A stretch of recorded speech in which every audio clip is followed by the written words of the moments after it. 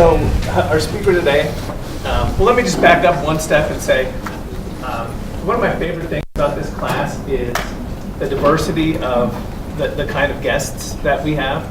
So if you think about the last couple of weeks, we had John Black who came in and talked about some really interesting innovations that were mostly kind of from a scientific perspective. And then we had Michael Wink here who talked about very much from an accounting and CFO perspective. And then we had Dallas Graham, who was a social entrepreneur and an artist. And then this week we get a very different perspective from Gunther Branham. He's an expert in information technology, innovation, and strategy. And he's got a very interesting background. I'm going to read to you a couple of things that I think are just really interesting. So he teaches strategy, information technology strategy at Northwestern University. And I just lost the rest of it. I'm going to see what else I can remember. So information technology at Northwestern University, which is very prestigious and beautiful. Also at the University of Utah. He is a board member for at least two companies. He's got a background from Abbott Labs, which is one of the largest pharmaceutical companies in the country, largest and most successful pharmaceutical companies. He is the resident. What is it? Resident. What's it? Oh, you talking about IT executive in residence at the Park City. Park City. Yeah. Park City. Park City Innovation Lab. They call it Panda Labs. Yeah, Panda there we Labs. go. Yeah, Panda That's it. So, also, he's an angel investor, and then I think this is so you would expect him to. I mean, you wouldn't be surprised to find out that he has an MBA, but he also has he has a degree in physics from the Citadel, which are two things that are, I think, outstanding and unusual. If you don't know the Citadel, it's it's a military school, and it's one of the most prestigious military schools in the country. And he's got a physics degree from there. Anyway, very interesting background. He's born in Germany. I could keep going. I'll stop there. Please welcome Gunther Branham. Okay, thank you. Okay, am I mic'd up okay? Can everybody hear me? Hello? Am I good? No? How about in the back? All right, am I on? That's a mic to the camera. Okay. Oh, okay. Oh, okay. So I just talk loud. Okay, great.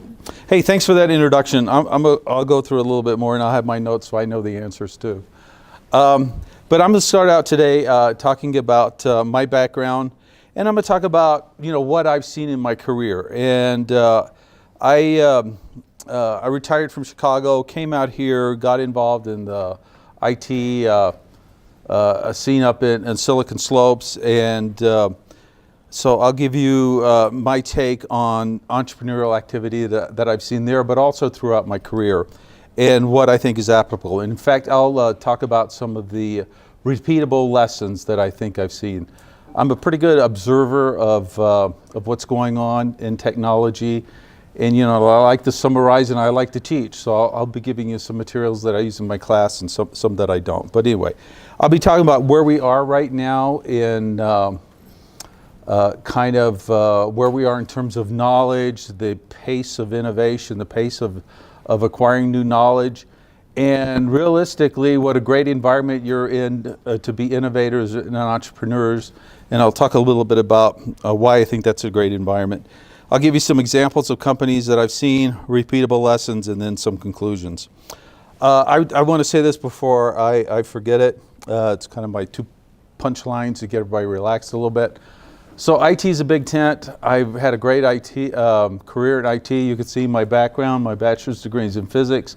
Took some computer science classes, and then it just started going. I want to tell you my best boss ever, a lady named Melody Holmes. I learned more from her than anyone else. Her undergraduate degree was special education. And she had a team of about 7 senior managers, and she said it was the perfect background for managing this team of people. Anyway, and then one of my best proteges who's been very successful in her career in IT was interior design.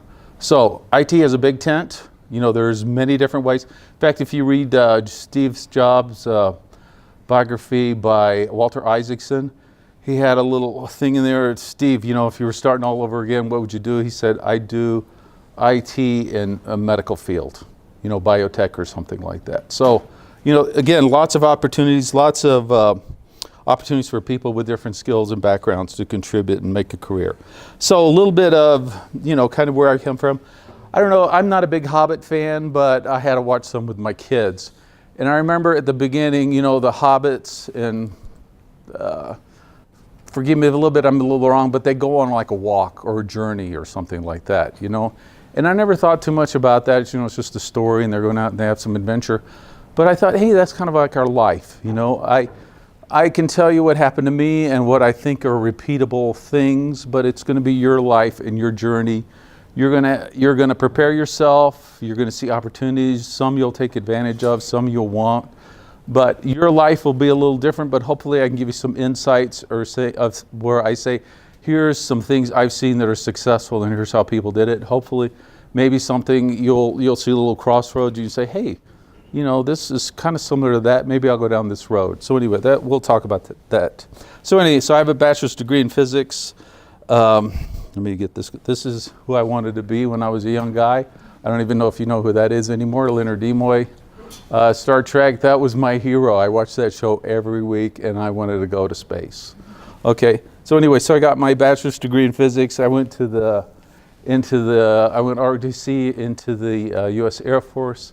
I spent 3 years at the Space Defense Center in Colorado Springs. In fact, I just had a hip operation. This is the entrance to the Space Defense Center. It goes into a solid granite mountain in Colorado Springs. It's 1,000 feet higher than the area around it. It's, again, solid granite mountain. 4 miles down the road to the plane and 4 miles back up. I used to run that 3 times a week. And so I'm blaming that for my hip that I just got fixed. Anyway, there you can see some of our space stuff.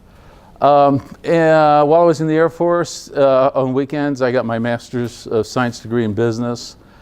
And then, you know, I was trying to figure out what to do with the rest of my life. And I spent my last year in the Aleutian Islands here at this radar site, which, you know, during my 8-hour shift, I commanded that facility. And our mission was to watch for Russian missile launches against the United States. And my purpose in being there was, if it looked like we had a launch and our radar started collecting data, I picked up the phone and I called Colorado Springs, the commander of NORAD, and I would say my confidence level is high, medium, or low, and then I'd hang up the phone and hope that everything was going to be okay for me. But anyway, so I was there for my last year, and then I said, what am I going to do? You know, and while I was here, I was the intelligence officer, and I got to start messing around with the computers. And we had some work done on our computers. I talked to the guys. I said, "Hey, I'm gonna go do some work in computer science." You know, that's where, you know, even though I've got my bachelor's degree, I got a master's degree. I think this is something that fits my skill set. I think it's got a good future for a career. And so I kind of took some time, retooled, took some software development courses, and then started working actually up in Provo, Utah. Got a job in North Carolina, a Research Triangle, started working in manufacturing applications, computer integrated manufacturing. Wasn't too excited about manufacturing, but high-tech manufacturing is pretty exciting, you know, once you get into it. And so that's what I did. And then I took a move with the company I was with into the Chicago area, mostly because my wife's family was from up there, and so we kind of went along, but it turned out to be a good move. You know, you think of Chicago and you think, like, who'd want to live there? But we raised our family out in the suburbs. It was great. I wound up working with one of the largest life science biotech pharmaceutical companies in the world, and I was 5 miles from their worldwide headquarters. Anyway, it turned out to be a pretty good thing for me. And that's really where I started doing most of my IT work. So today, retired from Fortune 100 there in Chicago. I do teach IT strategy and leadership as an adjunct professor at Northwestern. Used to teach that on site, but now I do that remotely.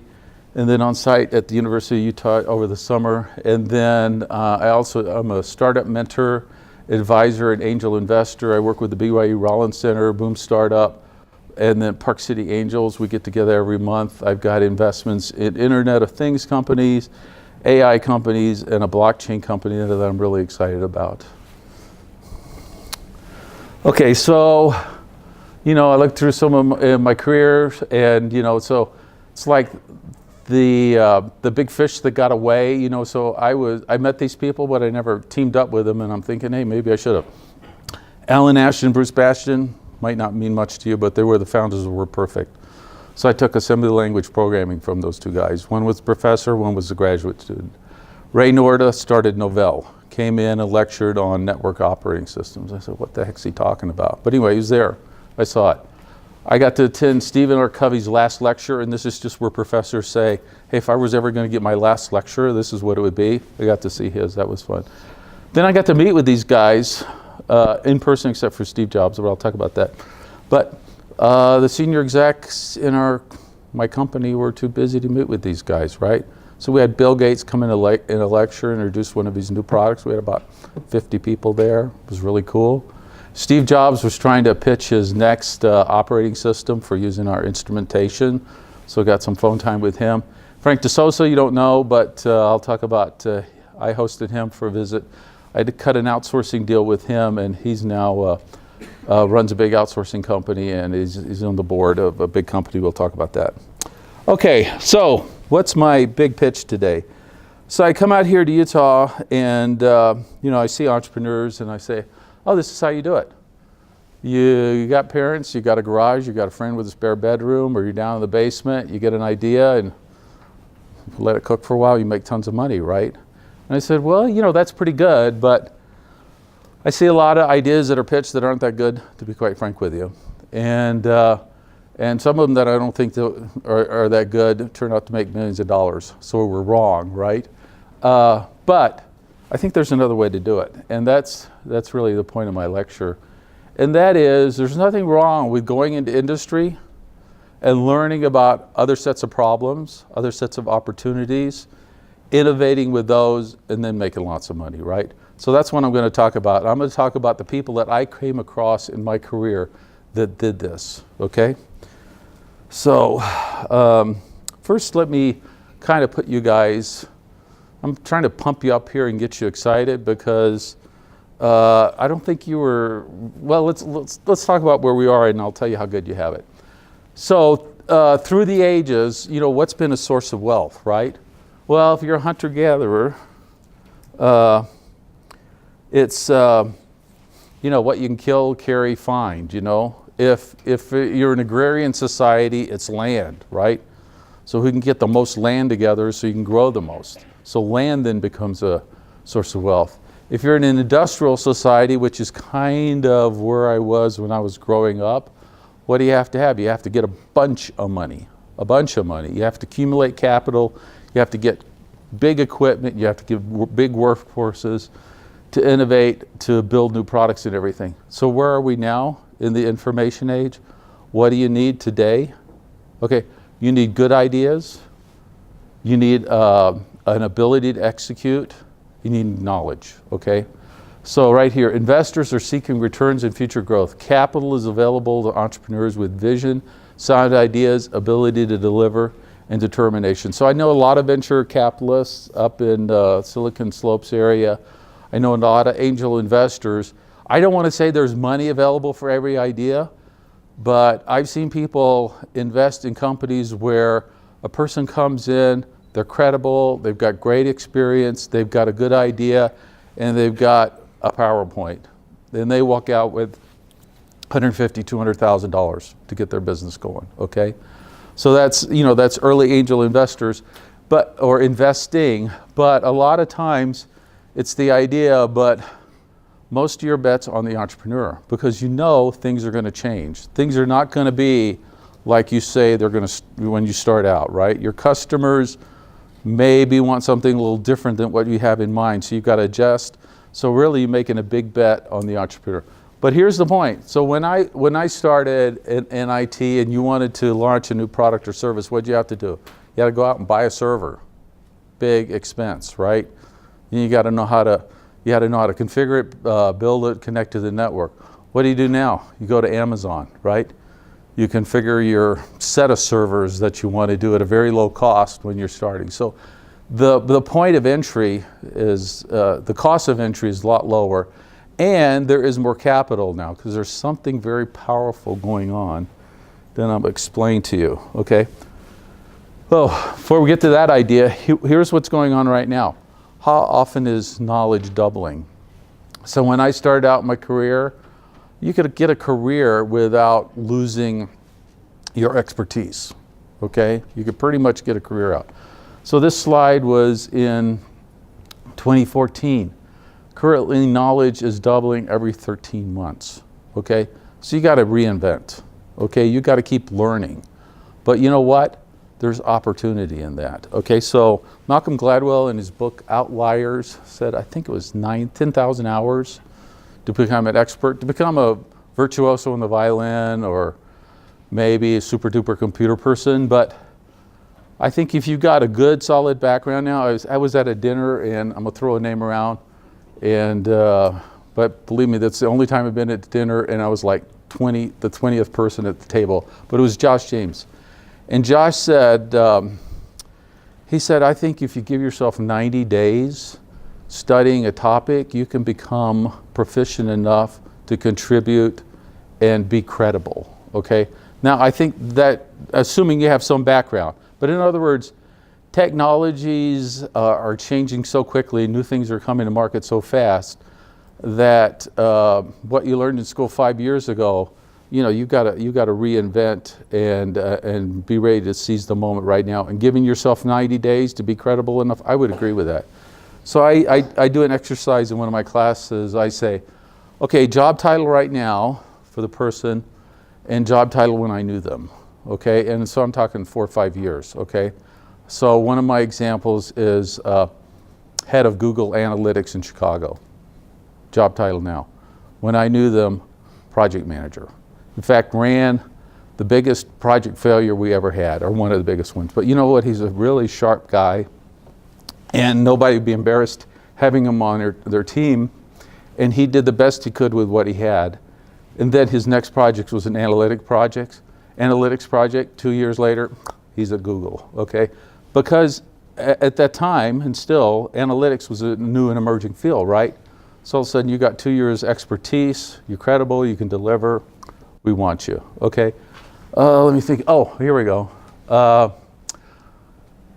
Product instrumentation, cybersecurity head, okay? Job title today, head of, for our medical products, head of cybersecurity. I knew her project manager, okay? Generic project manager, right? Did a good enough job, probably got some expertise in this, did some research, next in line, we need you. So anyway, so those two jobs I just talked about didn't exist 5 or 6 or 7 years ago. Those are new categories, but you're in line. I had a young lady in one of my classes said, hey, I had a job posting, head of cybersecurity for our company, okay? And it was a relatively small company. Do you think I should apply? I said, well, I think it sounds pretty good. I think you should apply. She said, but I'm not technically that good. And I said, let's see, can you plan? Yes. Can you talk? Yes. Can you learn? Yes. Can you manage people? Yes. I said, I think you're qualified, okay? She took that job and, you know, has done a good job on it. So I'm just saying, things are changing quickly and you've got lots of opportunities. You just need an entry point. You just need to get moving. And this is one of my themes for today. There's something else that's happening, and that is this chart from Clayton Christensen. It's talking about disruption, disruptive innovation. And we're seeing a lot now, mostly enabled by information technology. But if you have a stodgy, if you're the top of the hill, big company right now, let's say you're IBM or somebody like that, okay? You have a hard time innovating because you have to keep your best customers happy, okay? But if you get somebody comes in, low end product capabilities, low cost, but good enough for some areas, but they can grow that, they can take over. Here's a better chart of that. So you can see IBM, they've got to take care of their most demanding customers, right? Meanwhile, you've got a disruptor coming in. I'll give you an example of somebody who did this. Coming in with a low-end feature, Salesforce.com, When they were introduced, I'm telling you, it looked like a toy application, and I'm exaggerating, okay? But we were using client-server CRM system. Salesforce.com came out with their cloud solution. It looked like, you got to be kidding me, right? We're not going to use that thing. Well, best CRM solution globally right now is Salesforce.com. So they came at the low end and have moved up that disruptive curve and took out a high-end player. Okay, so here's some examples of disruptor. And these are kind of old things, but disruptor and disruptee. So personal computers disrupted mainframe mini computers. I can give you an example. I remember when the standard for the best disk drive was a mainframe computer disk drive. And you know what you had in your PCs? You had toys that broke down a lot, okay? What do you have now in your mainframes, in your data centers? You have clusters of those disks that were originally started for the PCs, okay? Because they were cheaper to build. People knew how to work with them, and you started clustering them together. All of a sudden, you got world-class disk storage. Anyway, and here's kind of a cute story. So I have some grandkids, 6, I think, right now. This was one of my grandsons. Went on a trip with his parents. They stayed at a hotel, and this is the first time he'd seen a phone like that. He said, "Mom, is this an old-fashioned phone?" Okay. So in his short life, he'd never seen a phone like that, okay? So that's how kind of how fast things are moving. Okay, so what's happening in the companies, okay? So this is companies in the S&P 500, their lifespan, okay? If you go back to 1960, you know, when kind of my dad was working, or 1975 when I entered the workforce, you know, in the 1960s, you had a 60-year life cycle. The average time a company would enter the S&P 500 and stay there for that long, okay? So 60 years, you could get a couple of careers out of that, right? You could work there, General Motors, your kids could work there, right? Maybe their kids, okay? I came in, hey, I still got a career, I got 30 years. But look what's happening. Now this is a little bit of a dated slide, it's 2012. But look at the projections, you know, a little over 10 years, okay? So companies are worried because they're being disrupted, right? I showed you that disruption cycle. So they've got to keep reinventing themselves to be relevant. They need employees that can be involved with that. And anyway, there's a lot of change going on, okay? And so here's just some example of companies that entered the index that are new, companies that entered the index, and again, this is a 2012 slide, but you can see, you know, there's lots look at Amazon. I mean, I remember when Jeff Bezos started Amazon up, you know, it's just a like online bookstore. And they're a huge powerhouse now. They kind of reinvented computing with Amazon Web Services, and I credit Jeff Bezos that. Jeff Bezos is an electrical engineer. He started an online bookstore, and when they had problems for how do we keep our bookstore running, keep our customers happy, our whole online store, they said, hey, we're going to go to web services. Bam, everything we build now is web services, and we can keep our technology fresh, keep our customers happy. Anyway, so a lot of innovation there. So where are we now? This is the message I want to give. You guys got it better than anybody's ever got it, right? You've got new knowledge coming at you like crazy. You've got a cheap entry into technology, right? With things like Amazon.com, using it as a base. You don't have to buy servers and stuff. Big established companies have to adapt. I mean, they're scared, okay? People try, Intel, Andy Grove, this was 10 years ago. You know, bigger, better, faster chips, right? That's what we build. Well, all of a sudden, hey, we're missing out on the laptop, and we're missing out on the low-end market. We're going to start purposely building chips that aren't as fast, aren't as good, but they're a lot cheaper. So they're trying to figure out how to disrupt themselves, okay? You see big companies buying smaller companies because they need to get that innovation going, because if all they're doing is staying at that top of the line, high-end services for their best customers, then they're going to be taken out, okay? So you're in a period of rapidly growing knowledge, rapidly changing technology. Established companies and businesses must be adaptable or they will fade away and die. New companies based on new technologies and new adaptable business models will be created and rewarded with growth as they meet customer needs. So an age of disruptive business models and technology, what does this mean for the entrepreneur? Opportunity, right? What does it mean for existing businesses? necessities. They need innovators inside to drive that, okay? All right, so I'm going to give you some examples of entrepreneurship that I saw going through my career. And let's talk about this one. This is Braun Consulting. So this is about in the early 1990s. You know, I was a big shot senior manager in a Fortune 100, and there's Steve Braun over there coming in doing some consulting work for us, right? And it's kind of a niche technology, okay? It's a database for our Salesforce, okay? You know, about our product sales and all that stuff. I mean, it was really the beginning of analytics, but you know, it was kind of like hunt and peck, figure out solutions. You know, there was no real science yet. So Steve was, you know, helped our company figure that out. And it was just, you know, with him and another guy. Anyway, they grew the firm. They were doing that niche technology, grew into analytics. He got some big clients. He sold out 30 million bucks, okay?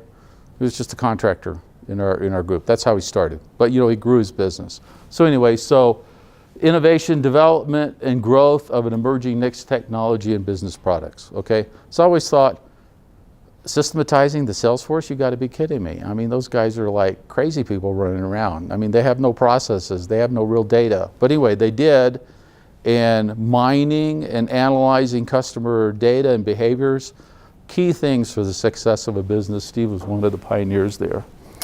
Okay, back office associates. I'm in a meeting and we're talking about a big SAP implementation. And I'm looking at the budget up there, millions of bucks for this, millions of bucks for that. Back office associates, a couple of $1 million bucks. What's going on? What do they do, right? Well, they do the dirty, crappy job that as an IT guy I would never want to do, right? Which is port data from the old system to the new system, right? Well, these guys became professionals at it, right? So again, they picked SAP. So if you're moving to SAP, which is a very popular thing at the time, you need to move your old data over to the SAP system. So we'll clean your data up, we'll convert it, reformat it. And we do this for a living, so we're really good at it, so you should hire us, okay? So I did a little research. You know, this is the kind of the breadth of services they offer, but here's the punchline, right? They were purchased by Goldman Sachs. They sold back office associates to bridge growth for $300 million. Okay, so this was systematizing, doing a better job with, I would consider, you know, professionally, a long time ago in my career, kind of like the dirty work. You assign not your best staff members to it, right? But they built a business out of it, sold it for $300 million. So the innovation here is growing a new service, process, methods, and technologies across multiple clients and leveraging a growing market for large enterprise systems. Again, right? Finding that jewel there, that diamond in the rough. Okay, one of my favorite quotes, and I'm going to talk about sourcing right now, but you got to think about this for a little bit, okay? I love this quote, and I kind of hammer this in my IT strategy class, is you don't have to do everything yourself, okay? So as an IT manager, it's better for you to do some aggressive sourcing and focusing on the things that really differentiate your company. But whenever world-class providers can find enough customers desiring the same process, companies will have no reason to retain that process internally. So what does that mean for the entrepreneur? You go out and find those processes that don't differentiate businesses, but you can provide a centralized service for, do it better, faster, and cheaper than they can. And it's as long as not one of their differentiating capabilities, right? It's kind of back office for them. They will want to use your service. Outsourcing those capabilities that don't distinguish you competitively frees up your management attention to focus on those activities that do. So I've seen a lot of companies grow doing this. And here's kind of a little scale I put together for kind of CIOs. I like to say in my class, I like to train CIOs. So really what's important to you? PCs, installs, and supports is not important to you. You want that done, you want it done competently, but that's a quality cost thing. Network operations, data center operations, all those things. But what do you really want to do? Drive new business opportunities for your business And in fact, right now, the key thing for companies is how do I digitize my products and services so I add value to those things, okay? That can be an aircraft engine. Hey, I'm going to collect data on that engine every time it flies, that plane every time it flies. I'm going to collect that data and I'm going to sell you back to the customer a service that will help you maintain that aircraft better than you could on your own. Okay, so this is what CIOs really need to be focusing on. So one of the deals I did was do our first outsourcing deal. And we were scared as an IT organization because, outsourcing, all of a sudden you said, heck, they're going to fire all of us and outsource us, right? And so I'm the guy that raised my hand and said, we should figure this out, right? We should go to our CEO with a proposal for what's appropriate to outsource and what's not, rather than what you're always afraid of, your CEO reading an article in the airplane and coming back saying, why aren't we doing this in our IT organization? Let's outsource, right? So we said, let's figure it out. Anyway, we did a lot of analysis. We chose this partner, Cognizant, and so I watched these guys and I've studied them. So we were founded in 1994 as a spin-off from an in-house technology unit of Dun & Bradstreet. They're US-based and incorporated, but most of the resources are offshore in India. This is why we picked them, because I said, I know how to sue these guys, okay? They're the same laws we have. I know how to sue them. And not that I want to sue them, but it's a business relationship. And I felt a little uncomfortable with someone based in India, India IP protection, India laws. I said, I'm going to go with these guys. But anyway, so we went with Cognizant here. They IPO'd in 1998. In 2011, watch this growth rate. They joined the Fortune 500. 2015, Fortune names Cognizant as the world's fourth most admired IT services company. And in 2017, their total annual sales was $14 billion. Now let's look at what they did. So we brought them in, help maintain our software, okay? Let's do some small software maintenance. Watch them move up the curve. Remember that curve I was telling you about? The coming in at the low end and taking out the guys at the high end, okay? Then, hey, let's let them do some small software development projects, okay? Again, most of the resources were in India, so cheaper labor, at that time. Hey, let's make them a significant maintenance and development partner. They're loving this and they're working us, right? All of a sudden they say, hey, we can do more than just maintain your software. We can do some business process outsourcing for you, right? So you guys do clinical data management. Let us run your clinical data management, at least your data analysis on that, okay? So we got a new product. We're putting it through clinical trials. Let us analyze that data for you, because we know we can do that for 20 companies. You can do it for one company. We'll do it better for you. So they started getting into medical writing and publishing services. All of a sudden they said, hey, we built a customer data master for company XYZ over here. Why don't you let us build one for you, and we'll reuse a lot of the same software that we used. And then all of a sudden, hey, we've got a customer data master product that we'll sell to you and support. Anyway, you can kind of see them moving up the chain right here, right? So starting at the low end of the disruptive technology curve with superior service and cost, and adding higher end services at a lower cost. So these guys kind of came at the low end, and you can see them move up to where now, their competitors are IBM Global Services and Accenture. Okay, so that's, so again, you kind of, I showed you this curve. Think of Braun Technology, right? Back office associates and Cognizant coming up those curves. Okay, and I brought him in. Nobody wanted to meet, so I hosted Frank here for a day at our company. Nobody was too interested in meeting him. Well, Frank's now the president of Cognizant, has been for several years, but he's also on the board of General Electric. Keeping up with the stock market, General Electric's hurting a little bit right now, but that's still a good recognition for Frank. All right, so this last section here is, I call it the birth of giants.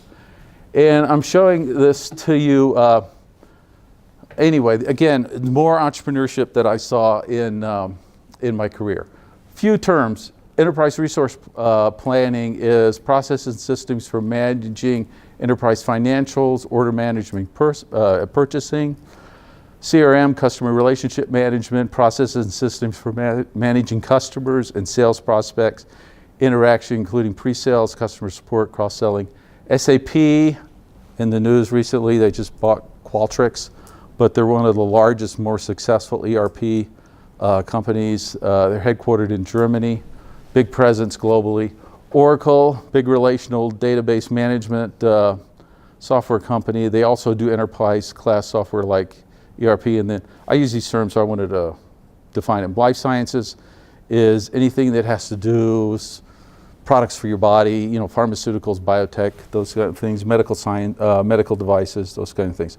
So let's talk about birth of giants here. So A.F. Codd, most of you never heard of him, but I did. He wrote a really cool paper on a new database called the Relational Database Model. He was an IBM employee, okay? You know what IBM said? We're at the high end of this curve. I'm sorry, our customers want high-end, reliable, fast products. We're putting you on the shelf. Okay, so he wrote this paper, published it. A guy named Larry Ellison leaves Chicago for Silicon Valley to work and becomes a self-taught programmer, okay? Larry and some of his team put together a consulting company, get a contract for the CIA, who needs a database that they can query and do a lot of things into that were harder with the existing databases, but with the E.F. Codd's relational database, they can do it. They call that system Oracle, okay? They commercialized Oracle they were first successful relational model database company around, but guess who paid for it, right? That CIA contract paid for a lot of their work. So they published it, so now they're a $37 billion company, okay? So this is Oracle. Okay, so I've got SAP. I know how to do ERP because I work with all the manufacturing guys, the accounting guys, and I know they have processes, and we do in finances, we do it the same way every time. When we do purchasing, we do the same thing every time. When we do order processing, we've got processes for that. So I said, hey, SAP doing enterprise resource planning for all those functions, that's great. But then this guy left Oracle, his name was Tom Siebel, and he started a company that did customer relationship management. Again, working with those salespeople that are like herding cats with no processes and everything. But he said their processes in there introduced a whole new class of systems called customer relationship management. So again, Tom left Oracle, started Siebel Systems, grew into a successful company. Then guess what happened? Oracle buys Siebel Systems back, right? So Tom grew that in a pretty big system. Oracle then became the best-in-class system for customer relationship management. So innovation here is new business process. Okay, Mark Benioff leaves Oracle in 1999. Guess what Mark does? He starts Salesforce, which is CRM in the cloud. And I told you it looked like a Tinker toy when it started. But it met some people's needs, okay? And he grew it. He was cloud-based. He was on a platform that was, you could grow faster, people could implement it at a lower cost. 2017 sales $8 billion. Innovation was cloud-based system and initially less feature rich. So remember, he came in the low end and he took out Siebel and whoever else was CRM there, okay? Okay, let's look at, we got Siebel CRM, okay, remember? Mark Walsh leaves Siebel Systems, where he grew the life sciences business. We've got Salesforce.com. We've got this Peter Gassner, VP of Tech, leaves Salesforce. They built a new company called Viva, and I'm watching this one because I'm in healthcare, right? And what did these guys do? They take Salesforce.com tools, right? Salesforce.com core. They take tools that Salesforce.com provides, and they build a shell for life sciences companies, okay? On top of that, so all of a sudden life sciences companies have Salesforce.com that looks much more friendly for the way they do business. They call that Viva. They IPO'd in 2013. Their 2017 sales were $500 million, right? Built on Salesforce, technology innovation focused on Salesforce life science customers and their unique needs, okay? One more. New process, HR, right? So, we've kind of done the back office for finance, order management, We did the Salesforce. Now let's do the HR business process. A guy named Dave Duffield starts PeopleSoft. Innovation was new business process. Again, I thought, man, this is going to be a sleeper. But no, it's really very successful, and it's bought by Oracle in 2004. And what is Oracle trying to do? They're trying to increase their enterprise systems coverage, okay? Remember they'd also bought Siebel CRM, so they're trying to put that whole package together to compete with SAP. Guess what happens? Dave Duffield waits for his non-compete to expire, and then he redoes PeopleSoft pure cloud-based and calls it Workday. Okay, so the innovation here is cloud-based HR and financial systems, okay? So I'm showing you all this. Oh, and then they opened their office in Salt Lake City in 2014. So I'm showing you all this to show that, you know, if you go out and get a regular job, you're not a loser, okay? There's lots of opportunities, and you're going to be writing, and then you're going to see them, okay? So there's more ways than skin a cat. You might have the best idea in the world sitting around your parents' garage, but you know what? There's been a lot of successful opportunities that have looked at existing businesses and made them better. Looked at existing businesses and find ways to apply them, okay? So again, there's kind of my thesis. You know, you can go either way. You can be successful in either way. And so I'm just going to summarize, the innovations I see. People commercializing new technologies. Think of EF-COD's relational technology model and Oracle. Expertise, developing expertise is in a nascent emerging technology and business process. Think of my buddy Steve Braun doing early analytics.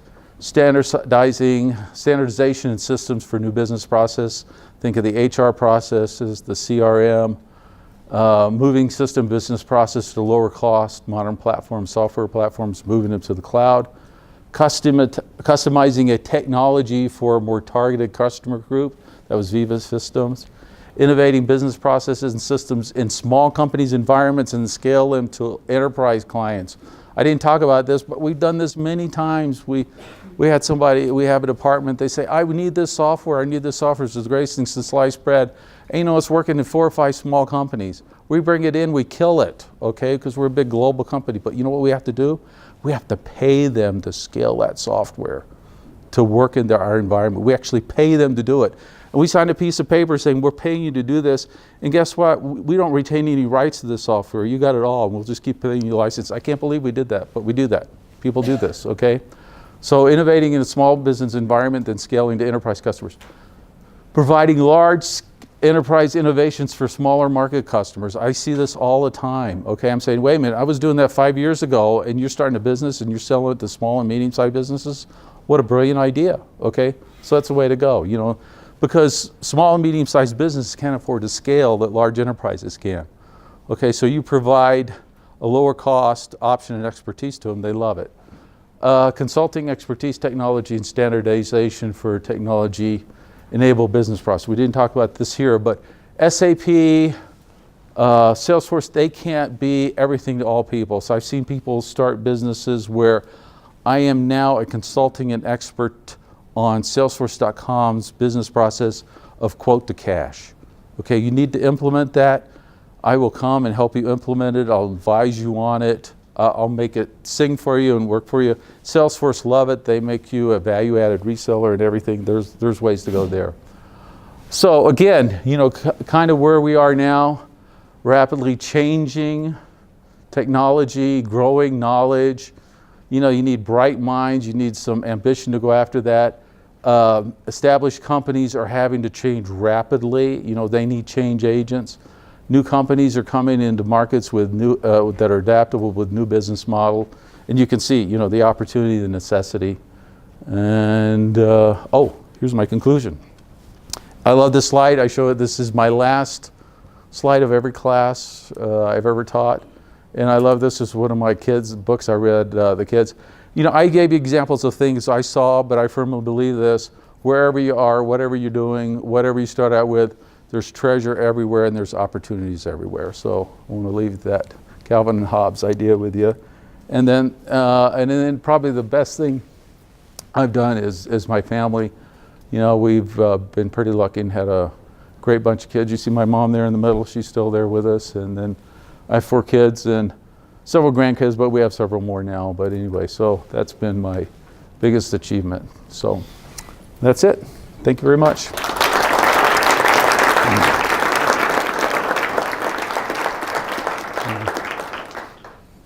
So we are very grateful for you coming down here. And I think I don't know if you caught this, but he's fresh off a hip replacement under a month ago.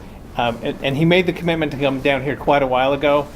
He kept his commitment, even though it's very painful for him to do this. So with deep appreciation, we'd like to present you with the Thunderbird Award. Oh, well, thank you very much. Thank you.